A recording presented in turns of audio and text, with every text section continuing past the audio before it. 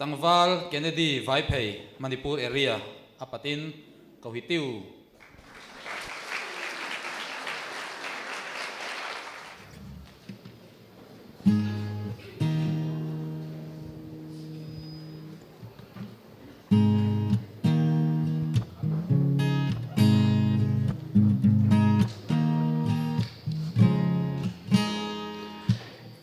happy na hey lung sia na ay malsom na zo sia te gel chang hin no ka thamuang hi olal panang bebla hi lung oi na le ki pak na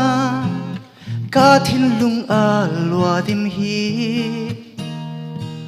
Zam puang ka kiling puang ka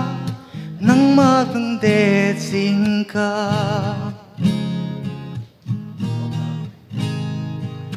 o kalalpa ay humbitu kaswang pile ka kulpi lungzin hunna kakingak na olal panang beplahi swal na te male katin lung hi adet hi zam puang ka kiling puang ka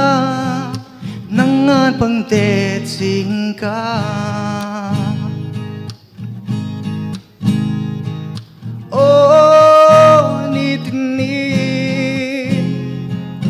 lamang som na te dongin la men thiang tho hi bao chim thei buông ca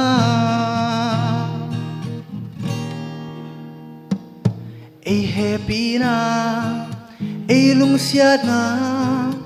ai mal som na zo sia te gel chang hit no ka thamuang hi olal panang beplahi lung oi na le ki pak na ka thin lung hi adet hi zam puang ka kiling puang ka nangan pang te sing ka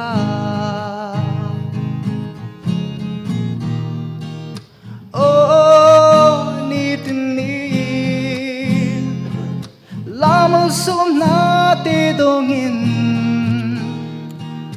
la men thiang tho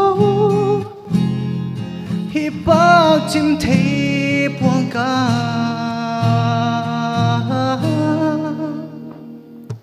o kalalpa ai hum bitu kaswang pile ka kulpi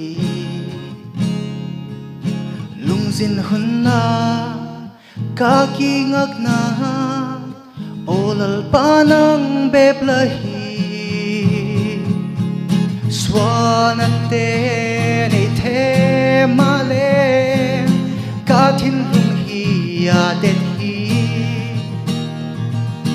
zam puang ka kiling puang ka nangan pang te sing ka lalpalo pinachantay